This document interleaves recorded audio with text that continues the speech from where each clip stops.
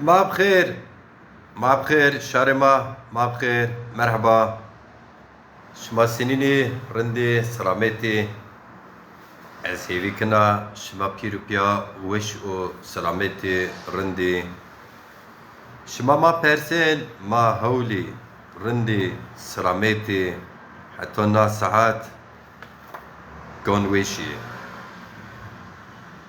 كلام بازن شارما خوجين ملتي ما وملتي بنان بحث کرد اورو یوبنه ما مشاره بکر یوبنه کارو خبات پارتی خو دزاپار شماره واجره اگر شمازی بیری سه پروگرام واته شما ببی ما واتون شما کشتاری بکر اگر پرس شما ببی ما پرسون شمازی جواب بدره.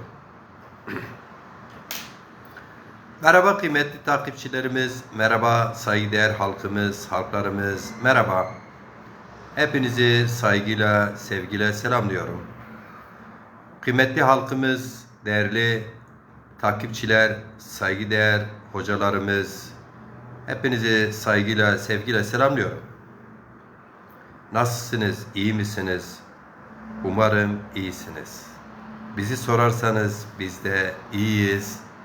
Halkımızın haklı mücadelesinde elimizden geleni yapmaya çalışıyoruz. Faaliyetlerimizi sürdürmeye çalışıyoruz. Gücümüz oranında, imkanlarımız çerçevesinde halkımızla buluşuyoruz, sizlerle buluşuyoruz, buluşmaya çalışıyoruz. Ve ihtiyaç vardı, bilgilendirme ihtiyacı hissettim. Facebook'ta bu sosyal ağlarda pek aktif olamıyoruz. Aktif olmamamızın nedenleri tabii ki biz yoğun bir partisel faaliyet içerisindeyiz. Yoğun çalışmalar içerisindeyiz. Çok kısa bir sürede partimizi yeniden yargıdan kurtardık. Bir geçici yönetim oluşturduk. Bir kongre gerçekleştirdik ve ardından birçok kıymetli, değerli kararlar aldık, kararlara imza attık. Çalışmalarımızı pratikte, realde sürdürüyoruz. Yeni katılımlar var sürekli partiye ve partimiz yine bu yıl içerisinde 1 Eylül Dünya Barış Günü'nde olağanüstü kongre hazırlıklarının içerisindedir. Cumali Karama Hoca Khayrame Çimani Serame Ambazegame Khayrame Şima Saru Çimani Serame Şima Atun Eşkeni Murat Aydın Dezat Khayrame Şima Atun Eşken program neşir biken vela biken ve program ambazege merakeni dereki karu khabate partiye mat ve ini programda bir yere temaşa bikir pers bikir hatta kamera bişo Vatê xuva cirê ma piyajo program virazire. Kıymetli takipçilerim, Abdurrahman Düğüm, hoş gelmişsiniz. Teşekkür ederim. Biliyorsunuz bizler bir faaliyetin içindeyiz. 24 saat kendi imkanlarımızla faaliyetlerin içindeyiz. Hem kadrosal olarak hem maddi olarak denilebilir ki sıfır altında sıfırlan faaliyetlerin içerisindeyiz. Bütün dezaparlı arkadaşlarımızla başta Sayın Genel Başkan İlhami Çağrıtekin olmak üzere bütün diğer aktif, yarı aktif kadrolarımızla elimizden geleni yapmaya çalışıyoruz. Gerçekten Zaza Hareketi, Zaza politik hareketi gerek derneksel olsun gerek kültürel çalışmalar olsun son 40 yıldır 40 yıldan fazla bir süredir yoğun bir çalışmanın içinde. Tabii ki biz geçmiş mirası, müstakil mirası gelişmiş, devralınmış bir hareket değiliz. Hem derneksel çalışmalarında yeniyiz hem siyasette yeniyiz. Dolayısıyla sermayesi örgütlenmiş bir halk kitlesini temsil etmiyoruz. Maalesef biz tonlarla, sıkıntılarla mücadele ediyoruz. Kendimizle mücadele ediyoruz. Desek %99 yerinde bir şey söylemiş olur. %99 kendimizle mücadele ediyoruz. Ramazan Yıldız Hoca, Şoytuz Veşbot, Khayrame, Fatma Dalgıç, Khayrame, Saru Çimoniser, Şimakom Hasbikri, Pers Merakini, Pers Binüsene, Kom Hasbikri, Kamera Berşo, bir program, Mapya, Müşere Bekir, Kısa Bekir. Hepinizi tekrar saygıyla selamlıyorum. Kıymetli halkımız, saygıdeğer takipçiler, halklarımız. Biliyorsunuz ülkemiz, yaşadığımız ülke sürekli mücadelenin yoğunlaştığı bir ülkede, bir coğrafyada yaşıyoruz. Cumhuriyet tarihi dönemi biliyorsunuz bakiyesini, mirasını Osmanlı İmparatorluğu'ndan 600 yıllık Osmanlı İmparatorluğu daha önceki imparatorluktan almış. Cumhuriyet dönemi ise kendi başına tek uluslu, tek ırklı, tek dilli, teklik üzerinde kodlandığı için 100 yıldır halklar, bizler, sınıflar, emekçiler vesaire diğerleri bir mücadelenin içinde ve bu mücadele sürüyor. Bu günümüzde de sürüyor. Şimdi biz Zaza halkı olarak da özellikle 1960-68'lerden sonra Türkiye'de sol hareketinin öne çıkması, yine iki kutuplu dünyada sağ-sol hareketlerin Türkiye'ye yansıması üzerinde gelişen öğrenci gençlik mücadeleleri, daha sonra bunun içinde çıkan onlarca siyasi parti vesaire bu sürecin devamı olarak da biz Zaza halkı da kimlik bilinci aydınlarımızda bu hareketler içinde bir kimlik bilinci gelişti.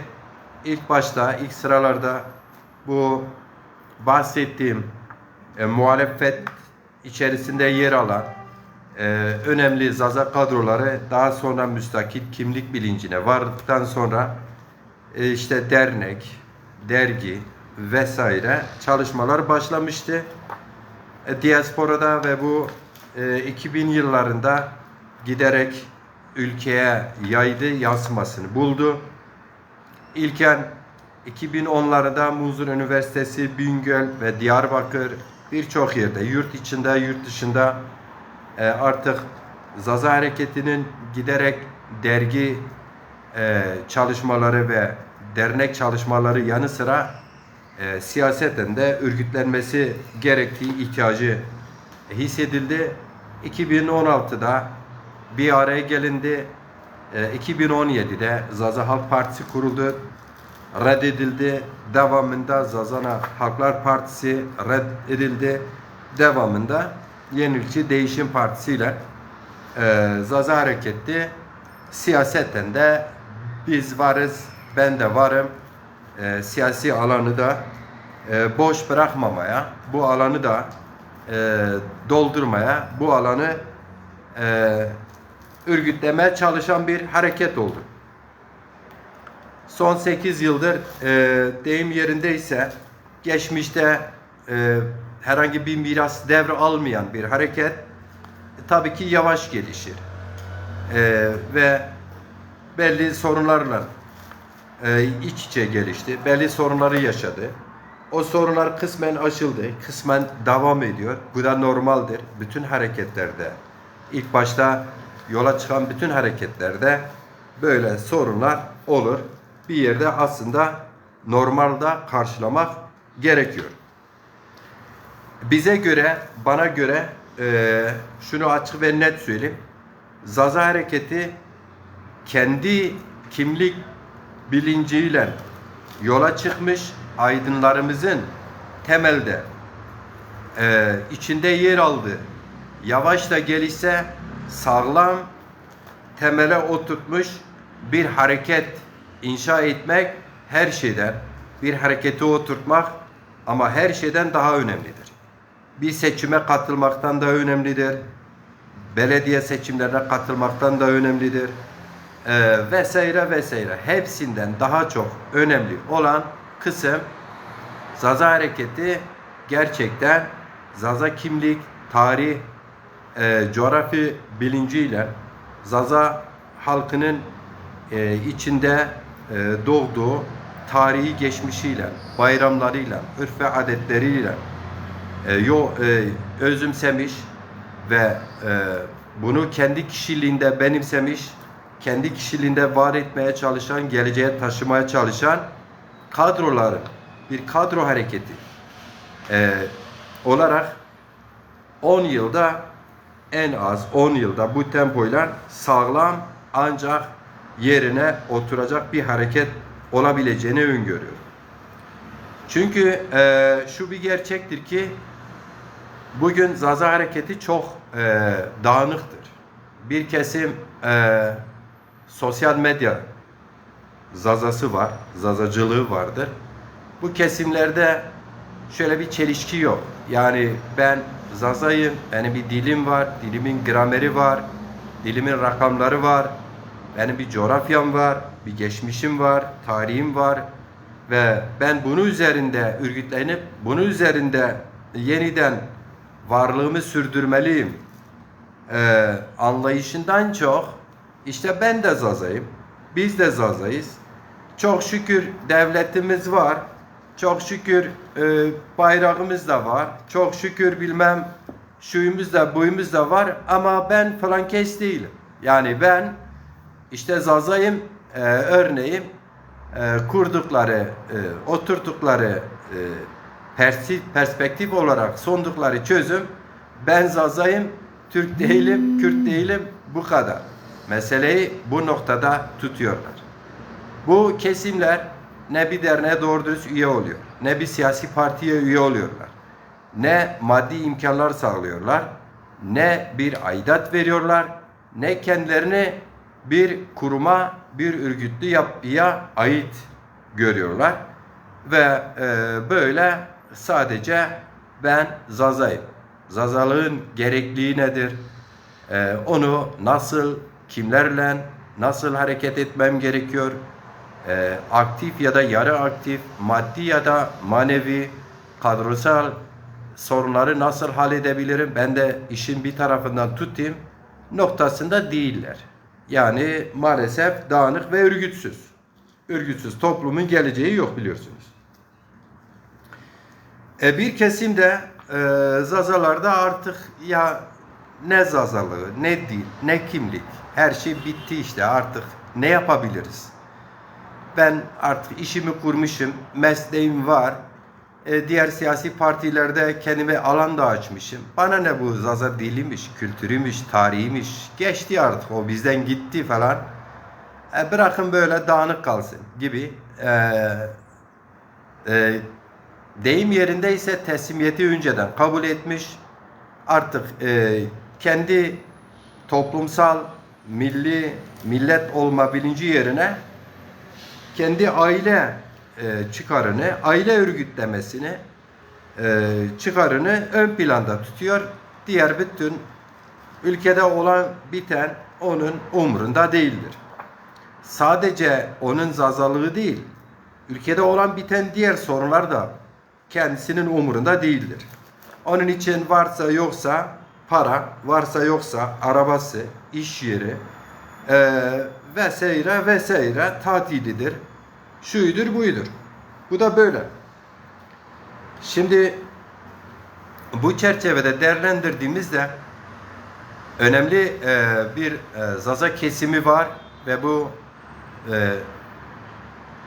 gerçekten kendi dilini, kültürünü, örf ve adetlerini, tarihini ve halkının, kimliğinin, kültürünün, dilinin geleceğini düşünen, bunun için elinde ne geliyorsa onu yapan, dua ise dua, maddi imkansa maddi imkan, bir derneğe, bir partiye, bir kuruma üye olmaksa onun gerekliliğini en azından imkanları dahilinde yerine getiren ama bu kesim de en sağlam kesim olmakla birlikte bu kesimde maalesef gerek kadrosal gerek maddi ve birçok nedenden dolayı da bir araya gelip birlikte henüz mesafe alacak, örgütsel bir önderlik kendi içinde çıkarabilecek noktada değildir. Bu da dağınıktır. Bu üçüncü yoldur. Bu üçüncü yol en doğru yoldur. Bu yol gerçekten Zaza tarihinde son 40 yılda özellikle çok önemli eserler vermiştir. Halkımıza, çocuklarımıza, halkımızın geleceğine, dünya mirasına önemli eserler bırakmıştır. Bu kesin böyle biline. Kıymetli arkadaşlar, tekrardan ben şimdi belki sizlere yeni gelen hocalarımıza merhaba demedim. Ahmet Koynak Hoca, şoy tuzi veşbo, tuzi kheyram çumarı ser. Şima kan boğazı biri kamera birin, belki şima kes kamera erşavuta, yanski nerşavuta ne zana.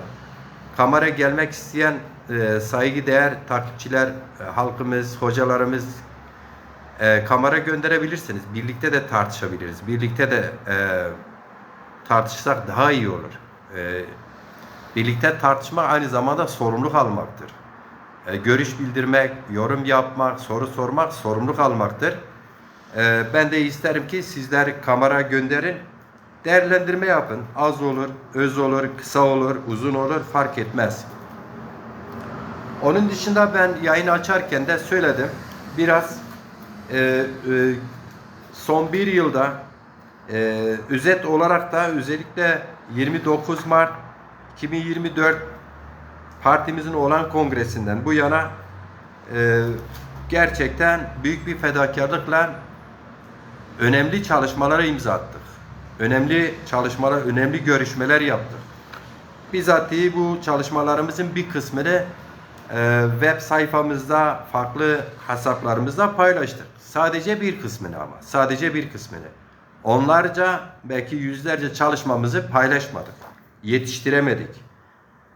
Şunu açık ve net söyleyelim. Bizde en büyük sorun kadro sorunu ve ekonomik sorundur. Eğer bu iki sorunu halledebilseydik, bu iki sorunu halledersek ki kısmen en azından partiyi ayakta tutan, partiyi motive eden, partiyi işlevsel hale getiren, sürekli düzenli olarak toplantı alan, karar alan bir kadro oluşmuş. Bu en azından çatı olarak, yani halka yol gösterecek, çalışmalara yol gösterecek ve yöntem belirleyecek net bir kadroya ulaşmışız. Bu konuda hiçbir sıkıntı yok. Sıkıntı şöyle devam ediyor. Yani kadro dediğimde şunu kastediyorum. Biliyorsunuz biz yaşadığımız ülke 84 ilden oluşuyor. Yüzlerce ilçesi var, beldesi var. Biz bu ülkenin her bir tarafında, her bir yerinde örgütlemek istiyoruz. Bu da kadro ve maddi imkanlarla mümkündür. İkisi birbirini tamamlar. Bunlardan biri yoksa biri tek başına yine geçici çözümler getirir, kalıcı çözümler getirmez. Bu noktada zaman zaman şöyle realde olmayan, parti içinde yer almayan, partiye üye olmayan, çalışma yapmayan, maddi ve manevi katkılarda bulunmayan insanlarımız bizim Zaza Hareketi, Dezapar'ı veya da derneklerimizle diğer düzen ve diğer 200-300 yıldır mücadele eden başka halkların mücadelesiyle kıyas yaptıklarında sürekli şöyle bir eleştirileri var. Ya biz niye örgütlenemiyoruz? Biz niye karabalık yürüyüşler yapmıyoruz? Biz niye işte derneklerin diyelim ki dernek üzerinde söylersek üye artışında bulunamıyoruz? Biz niye zamanında açıklama yapmıyoruz? Biz niye zamanında genel dünya ve Türkiye'deki meselelere dönük fikir bildirmiyoruz? Perspektif vermiyoruz halka? Bu tür eleştiriler getiriyorlar. Hatta ya işte bazı anlayışlar da şöyle. Dezapar 8 yıldır var. Kaç seçim geldi geçti. Hiçbir seçime katılmadı. Niye? Yani niye derken hesap soruyoruz. Hesap soralım kesinlikle. Ama bu niyenin niye olduğunu noktasında sadece her bir samimi insan sadece 5 dakika düşündüğü zaman bunu niyenin cevabını kendisi verir. Bir defa Zaza hareketi yeni bir harekettir.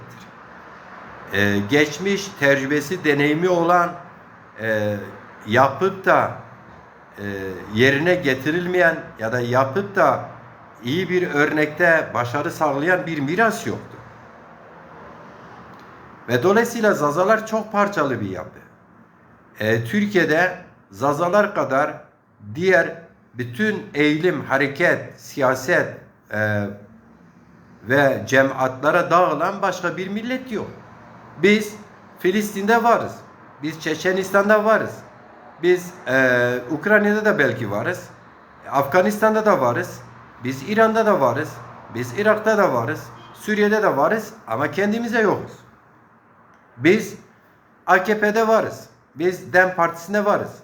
Biz MHP'de varız. Biz Yeniden Refah Hareketi'nde varız. Biz hatta Zafer Partisi'nde varız. Hatta dediğim nedeni ırkçı partilerde bile varız. Ama kendimize yokuz. Şimdi bu kadar dağılmış, bu kadar parçalanmış, bu kadar sayı olarak Türkiye'de 3. büyük etnik grup olmamıza rağmen ama 3. büyük grubuz. Yani devletin resmi 2022 nüfus kayıtlarına göre, araştırmasına göre rapor elimdedir. 6 milyon bir nüfustan bahsedilir. Bu kadar büyük bir halk kitlesi olmamıza rağmen çok dağıldığımız için, çok fazla dağıldığımız için ve bir türlü bir araya gelemiyoruz. Şimdi bir araya gelişimizin önünde en temel neden uzun yıllardır 1500 yıllardan bu yana Zaza iradesi kırılmış bir millet. İradesi başkaları tarafından kırılmış. Ben onun ayrıntılarına girmem. 1500 yıllarına işaret etmemin nedeni burada takipçiler birçoğu zaten bilir. Birbirimize propaganda yapmayalım.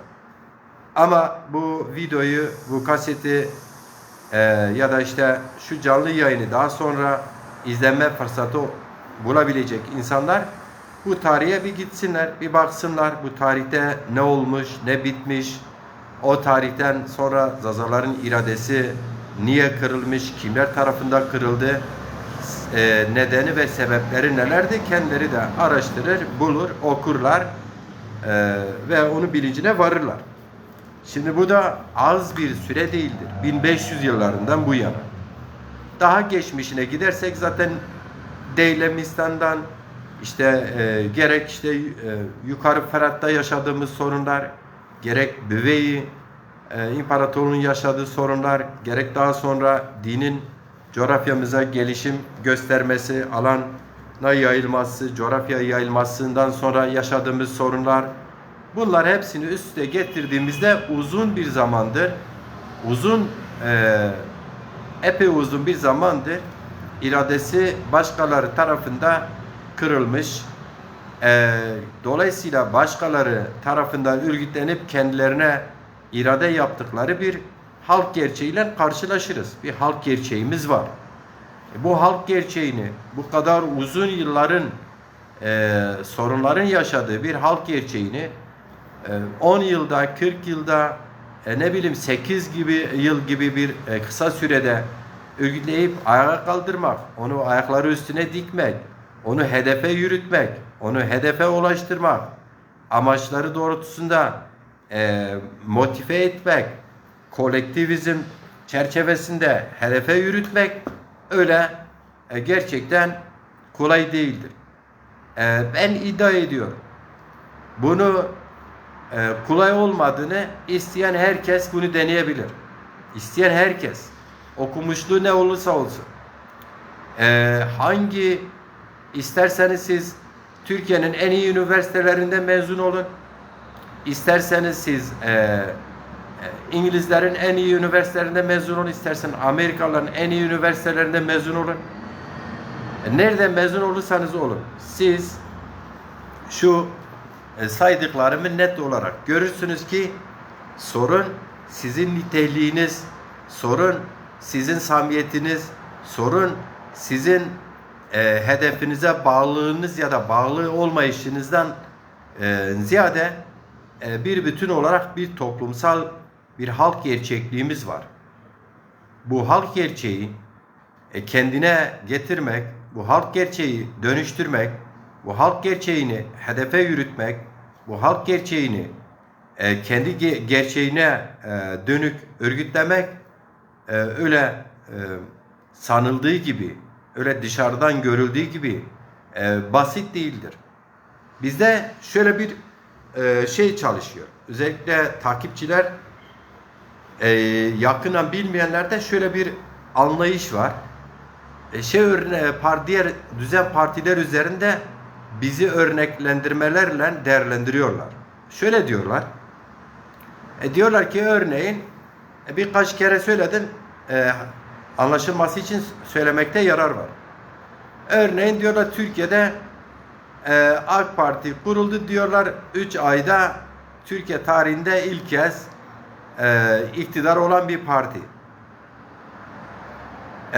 Diyorlar işte bilmem Meral Akşener ayrıldı, MHP'den parti kurdu, işte bilmem hemen örgütlendi. Diyorlar AKP'de Ali Babacan işte yine Ahmet vardı, Davutoğlu ayrıldı, parti kurdular, hemen örgütlendiler. Ama şu gerçeği söyleyemiyorlar, şu gerçeğin farkında değiller. Bu bahsedilen partiler, bu partiler zaten bu ülkenin sermayesinin, iç ve dış sermayenin destekledikleri kadrolardan oluşurlar.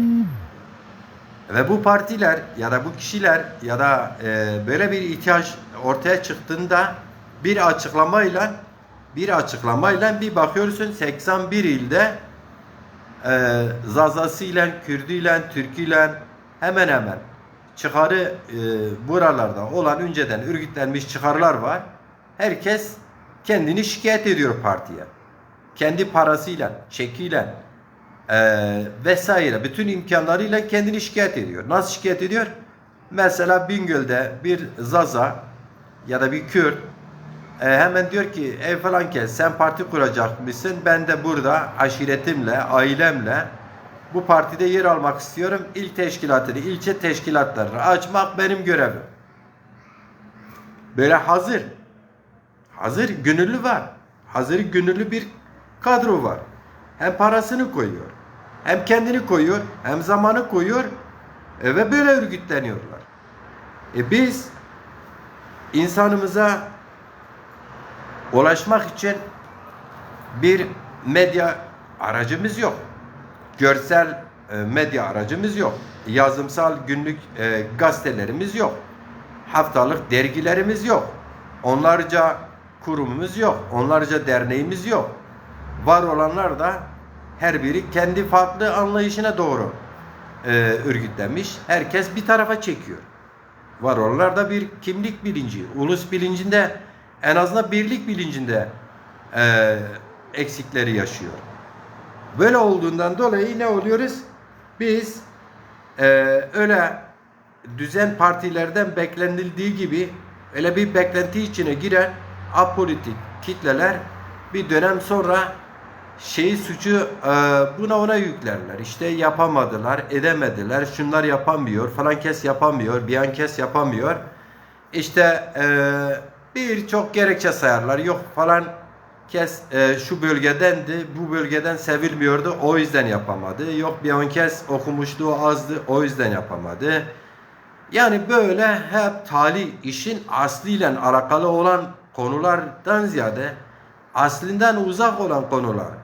Sadece kendi bakış açısı, kendi ön yargısı, kendi dünya görüş çerçevesinde değerlendirme yapıyor ve dolayısıyla bu değerlendirme de ayakları havada kalıyor.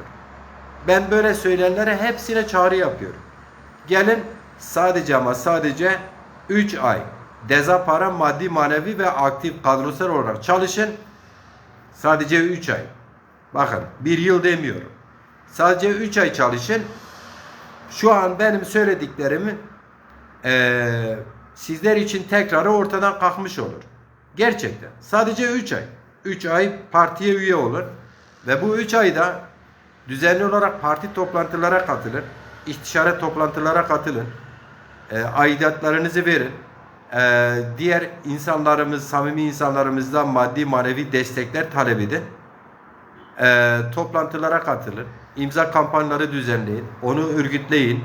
Gidin siyasi partileri ziyaret edin. Sendikaları ziyaret edin. Dernekleri ziyaret edin. Meydanlarda tek başınıza da kalsanız imzalar toplayın. İnsanların elini sıkışın. Tutun. Hal hatır sorun. Görürsünüz böyle iddia sahibi olanların birçoğu 3 ayı tamamlamaz. 3 ayı tamamlamaz. Dolayısıyla 3 ayı tamamlamadan geldiği yere geri gider. Ben bunu iddia ediyorum. Bunu aslını bana söyleyen yorumda yazabilir, yayına katılıp söyleyebilir, kendi yayını açıp söyleyebilir. Bu kadar da alan tanıyorum. Hürler. 3 ay gelin Dezapar'da düzenli toplantılara katılın. Çalışmalara, karar almada söz sahibi olun. Öneride bulunun. Ve pratik faaliyet içinde adım atın. 3 ay sonra samimi söylüyorum, birçoğunuz geldiğiniz yere geri gidersiniz. Çünkü bunun nedeni şu gerçekliktir. Zaza Hareketi önceden kurum ve kuruluşlarıyla, maddi ve manevi şirketleriyle, bütün imkanlarıyla tavanı olan, hazır bir kitlesi olan, kimlik bilincine varılmış bir alana sahip değil.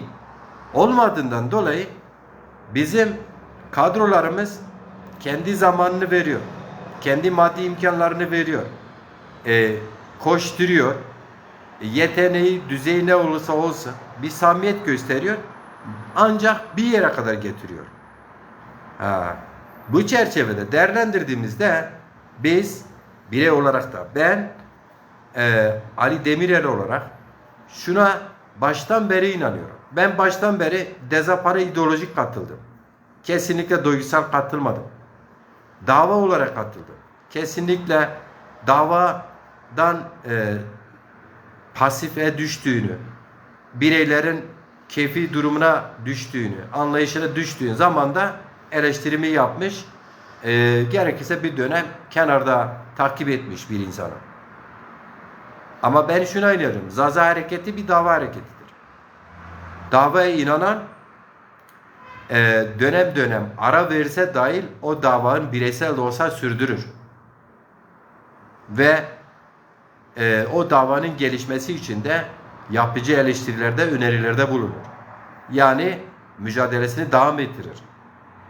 Ama en önemlisi bu davaya katılıp herkesin bir yerden tutması gerektiğini söylüyorum ve en önemli taraf da budur. Yani örgütsel yapıyla hareket etmek, örgütsel hareket etmek, birlikte.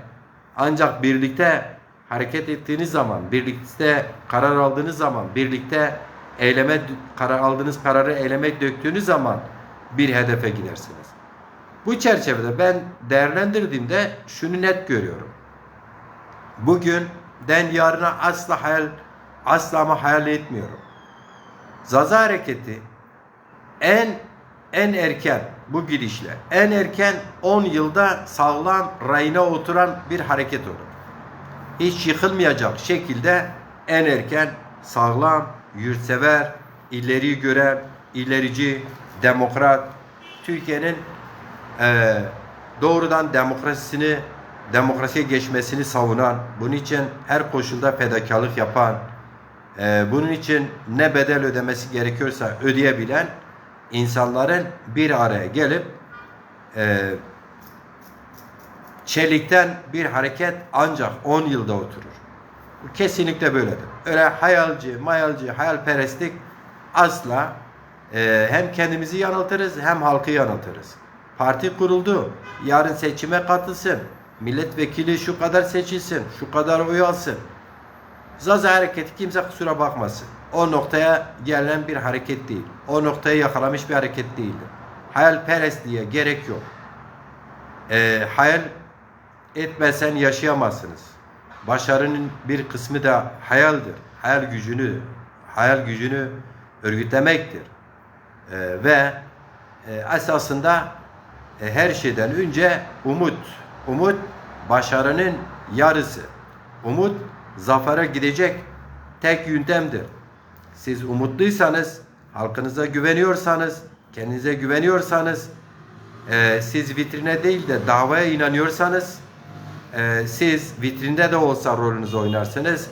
Sıradan bir üye de olsanız rolünüzü oynarsanız, ortada da olsanız rolünüzü oynarsanız, arkada da olsanız rolünüzü oynarsınız. Dolayısıyla öndekiyle arkadakinin yer değişimi farklı da olsa esas amaç, hedef birdir. Nedir o? Siz bu dünyada, dünya tarihinde ve ilk yazılı kitabı olan Avesta'nın bugün halen okuduğunuz zaman çok net olarak bugün halkımın konuştuğu dilden %80-85 o kadar ilk kitap olmasına rağmen anlaşılabilen bir kitap ki bu kitap defalarca yakılmıştır. Parça parça toplanıp bir araya getirilen bir kitaptır. Siz bu kadar geçmiş bir medeniyete sahipsiniz. Bir geçmişiniz var. Ve siz halen o geçmişinizin sayesinde yüzlerce yıldır hiçbir yerde, hiçbir alanda, camide, medresede dahi size söz hakkı verilmemiş bu kadar uzun yıllarda halen ayaktaysanız siz bu geçmişe borçlusunuz. Bu geçmiş, biliyorsunuz, bir kültür, bir dil binlerce yılın ürünüdür. Sonra da öğrenilen dil sadece öğrenilir. Bir kültür olmaz. Siz diyelim ki 10-15 yaşınızda gitmişsiniz, Almanya'da kursa gittiniz, okula gittiniz, güzel pefek Almanca öğrendiniz ama sizi Alman kültürüyle haşir neşir yapamaz. Siz o dili sonradan öğrenmişsiniz orada sadece. O Almanın yaşamış olduğu o kültürü, geleneği, örf ve adeti, oturuşu, kalkışı, birbirine hitabı sen asla o olamazsın. Onun dili onun gibi konuşsan da o olamazsın. Çünkü o Alman, o doğduğundan beri anasından, babasından, dedesinden ve tarihinden, okulundan, şuradan buradan almış olanın devamını yapıyor. Sen ise daha sonra da gitmiş, tabi olmuş, farklı nedenlerle o dili öğrenmiş, konuşuyor olabilirsin. Dolayısıyla Zazaların o köklü tarihi geçmişi var. O yüzden bizde ki bayramlarımızın şekli, şemali, kutlaması ve bizim bayramlara yaklaşımımız bile diğerlerinden ne kadar ayrı olduğumuzu, farklı bir millet olduğumuzu bir kanıtıdır, bir tapusudur. Biz bugün kutladığımız Hevtmal, Kurmanşkan, Gagan, bizim dışımızda, bizim kutladığımız gibi var mı başka bir millet? Biz binlerce yıldır diyoruz, kardeşçe 500 yıldır, 600 yıldır komşuluk yapıyoruz, iç içe yaşıyoruz, iç içe geçmişiz diyen kesimler bizim gibi mi kutluyor? Hiç kutlamıyorlar, haberleri bile yok. Onları da geçerim. Asimilasyona uğramış artık. Kendi geçmişinde bir haber. Kesimlerimiz bile artık bu saydığım bayramların hiçbirini hatırlamıyor bile. Duymamıştır bile. Biz organize ederken, biz çalışırken, biz tekrar halkımızın gündemine getirirken yeni öğreniyor, merak ediyor. Her birisi farklı hikayesini yazıyor. Bu nedenledir. Bu sebeplendir. Kıymetli takipçilerim, İlhami Çağrı Tekin Başkan, hoş gelmişsin. Nurettin Akdağbırak, hoş gelmişsiniz. Zaza Şanlı, hoş gelmişsiniz hocam. Kamera göndermek isteyen olursa gönderin. Yoksa ben toparlarım. Öyle çok uzun bir şey anlatmak istemedim. Biz 1 Eylül 2024'te olağanüstü kongreye gidiyoruz. Onun hazırlık çalışmaları içerisindeyiz. Biz biliyorsunuz 29 Mart'ta bu salonda konuştuğum burada gerçekleştirmiş olduğumuz olan ikinci kongre, partimizin kongresinde Sayın İlhami Çağrıtekin'in başkan seçildiği bu kongreden sonra yüzlerce çalışmaya imza attık. Bu çalışmaların kongreden sonra ilki onlarca sendikayla bir araya geldik, görüşmeler yaptık siyasi partilerle. İlk kez Dezapar biz 1 Mayıs İşçi ve Emekçi bayramına katıldık. Protokolda yer aldık, resmi olarak yer aldık. Ondan sonra takip eden çalışmalarımız oldu. Bu arada partimizi oturtmak için kadro çalışmalarımız var. Üyelik çalışmalarımız sürdürdük. Halen de sürdürüyoruz ve sürdürmeye devam ediyoruz. Ardından 20 Mayıs'ta biz almış olduğumuz partimizin almış olduğu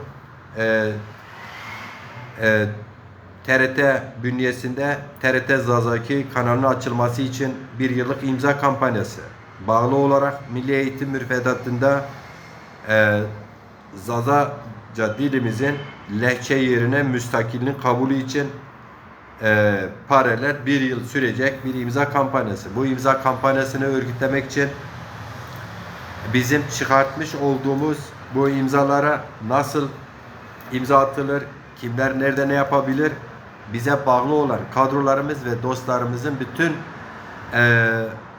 WhatsApp hesaplarına çıktıları alıp imza toplasınlar diye o çalışmaların içinde oldu.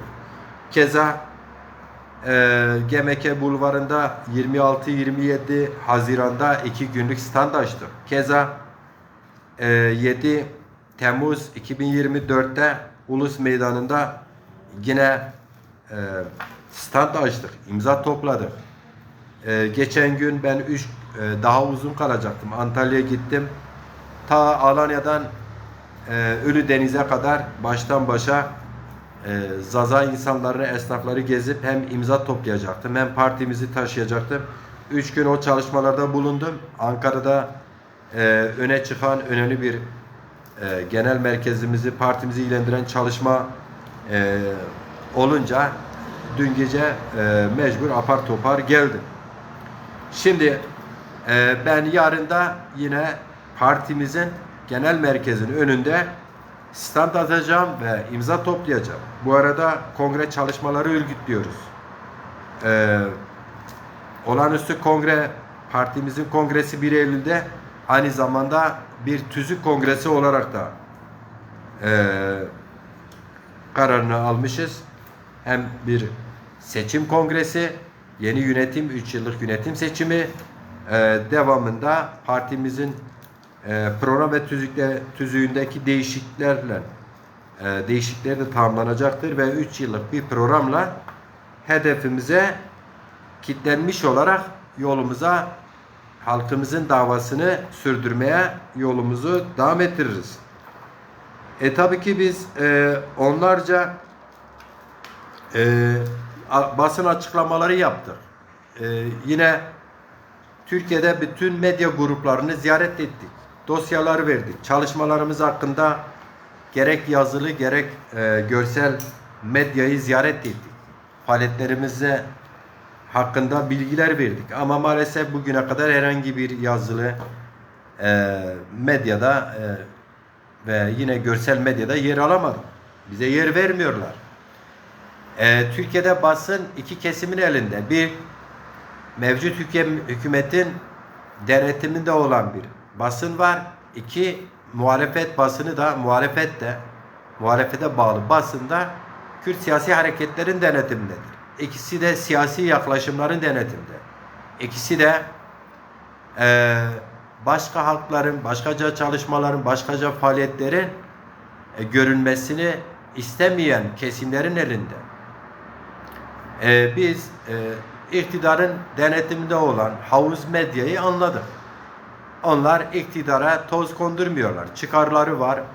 2-3 tane ayrı ayrı maaşları var. Ve imkanlar, alanlar açılıyor.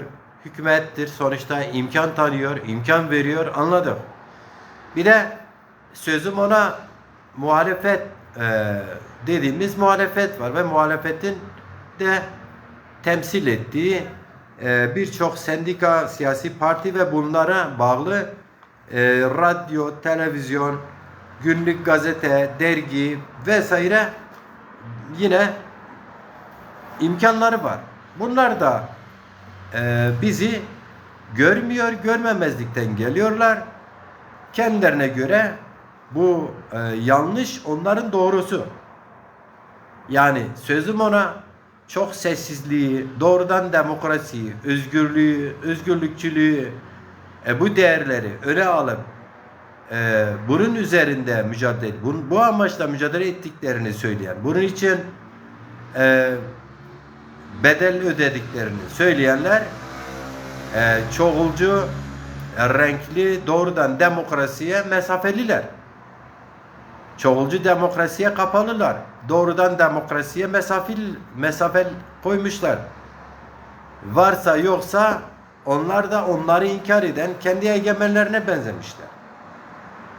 Aynı. Aynı taz, aynı hamam. Al birini, vur ötekine. Dolayısıyla bunlar kendi denetimlerinde olmayan, kendilerine bağlı olmayan kesimleri onlara hizmet etmeyen, onların ideolojik politik çizgilerine hizmet etmeyen, eleştiren, eleştirisel bakan kesimlere kendilerini kapatmışlar. Hatta itibarsızlık faaliyetleri içinde oluyorlar.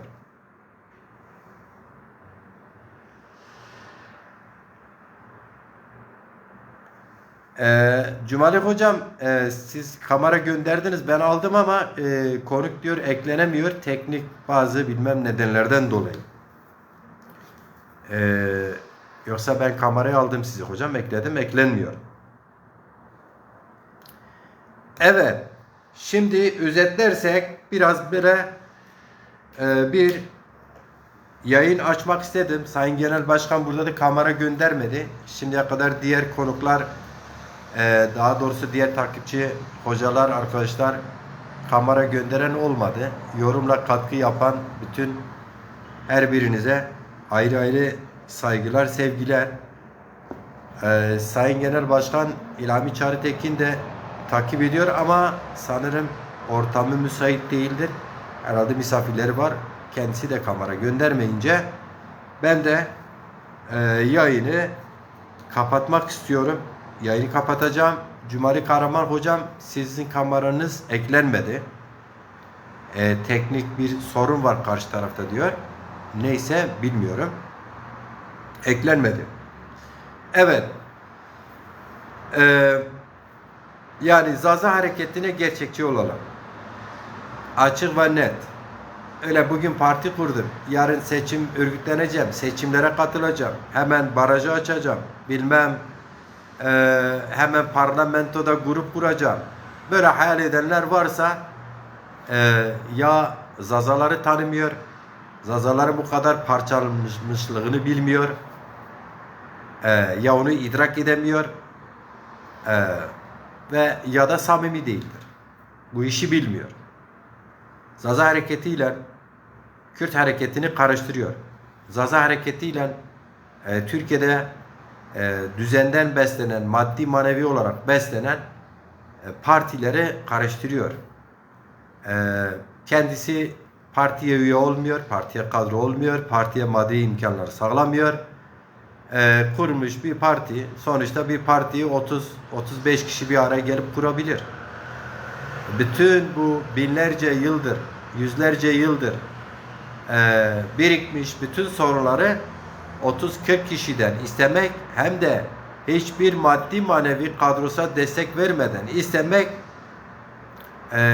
kelimenin tam anlamıyla insafsızlıktır. Umarım ve dilerim bu videoyu izleyen, bu açıklamaları izleyen arkadaşlar, hocalarımız tabii ki eksiklerimizle birlikte bu söylediklerimize bir anlam verirler.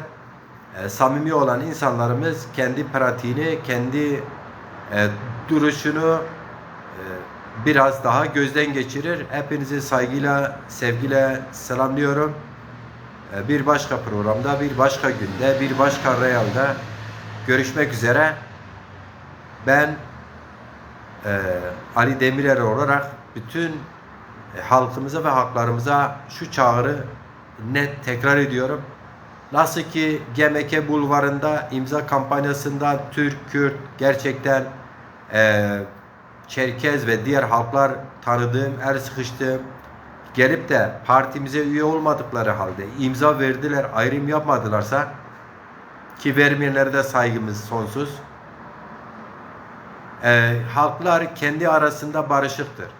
Kimse kimseyi inkarı üzerinde kendini var etmek istemiyor. Ama halklar adına örgütlenmiş anlayışlar, hareketler, partiler ve siyasi partiler özellikle haklar arasında çelişkiyi derinleştirerek, haklar arasında çatışmadan medet umarak kendilerini, kendi aile çıkarlarını, geleceklerini var etmeye çalışıyorlar. Biz Demokrasi Zamanı Partisi, DEZAPAR, asla ve asla halklar karşıtı bir hareket olmayacağız, değiliz zaten. Biz merkezine Zaza dilini ve kültürünü, tarihini alan siyasi parti olarak Türklen, Kürtlen, Araplan, Çerkezlen, Abazaylan, Pamaklan, Lazlan asla hiçbir sorunumuz yok, olmaz, olamaz. Biz bu ülkeye dört bir yanına dağılmış Zaza halkı olarak ülkenin sınırlarıyla da bir davamız, bir sorunumuz yok. Asla da olamaz, öyle bir hedefimiz de yoktur. Olmamalıdır da. Zaza halkı bugün 6 milyon resmi olarak kabul edilen bir nüfusu var. Bunun 1,5 milyonu Zaza coğrafyasında, diğer kalan 4,5 milyonu Türkiye'nin bütün metropollerine dağılmıştır ve Avrupa'ya dağılmıştır. Dolayısıyla gerçekçi olalım. Bu ülkeyi doğrudan demokrasi, çoğulcu demokrasiye ulaştırdığımızda, bu ülke demokrasiye ulaştığında bu ülkede hepimize yer vardır. Her birimiz, bütün halklar tıpkı bir gerçekten bir gül bahçesi gibi bizler sabahleyin nasıl işe giderken birbirimize selam alıp veriyoruz. Hal hatırımızı soruyoruz ki öyle iç içe geçmiş kendimizi, halkımızı, geleceğimizi, ailemizi, çocuklarımızı, geleceğini düşünüyoruz ve ona göre çalışıyoruz, plan yapıyoruz. O planla yola gidiyorsak biz bu ülkede Zazalar olarak, en azından kendi adımıza söylersek, biz bu ülkede Türkler, Kürtler, Lazlar, Çerkezler, Abazlar ve ülkede yaşayan Araplar, herhangi bir milletler, herhangi bir ırklar, herhangi bir diller en ufak bir sorunumuz yok. Bunlar hepsi gerçek anlamda bizim zenginliğimizdir. Ama biz de diyoruz ki biz de bu zenginlikte bir rengiz. Bizi de olduğu gibi kabul edin. Komşuluğumuz, iç içeliğimiz rengarenk olarak devam edelim. Kendi inancımızla, isteyen inancıyla yaşasın. Hür yaşasın. Herkes kimliğiyle hür yaşasın. Bu dili, bu kutsal dili, kutsal dillerimizi kaybetmeyelim. Birbirimizi ötekelleyerek, bugün güçlüyüz diye güçsüzü itibarsızlaştırarak, güçsüzü yok sayarak kendinizi var edemezsiniz. Var etseniz bile mutlu olamazsınız ki değilsiniz.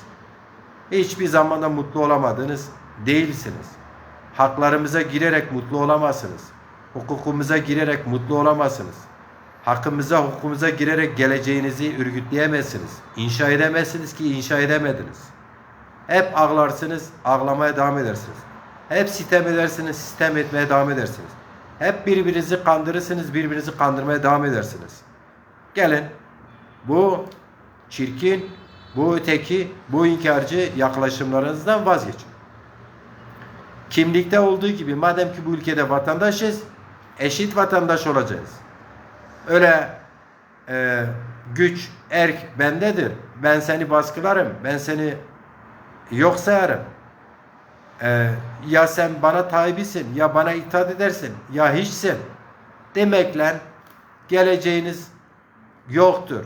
Mutlu olamazsınız, değilsiniz. Siz göreceli bir mutlu yaşasanız da çocuklarınızın geleceği görünmüyor. Onlarca el karıştırıyor her bir tarafı. Gelin bu onlarca ele dışarıdan, içeriden bu ellerin devamı olanları teşhir edelim. Halklar olarak, ülke olarak çoğulcu demokrasi, doğrudan demokrasiyi benimseyelim. Türkiye'nin gerçekliğine uygun çözümler üretelim ve birlikte ancak o zaman kuvvet ve güç oluruz. Mehmet Veli Topan hoş gelmişsin. Programı kapatıyorum. Toparlarken biraz sanırım uzattım da. Hepinizi saygıyla, sevgiyle selamlıyorum.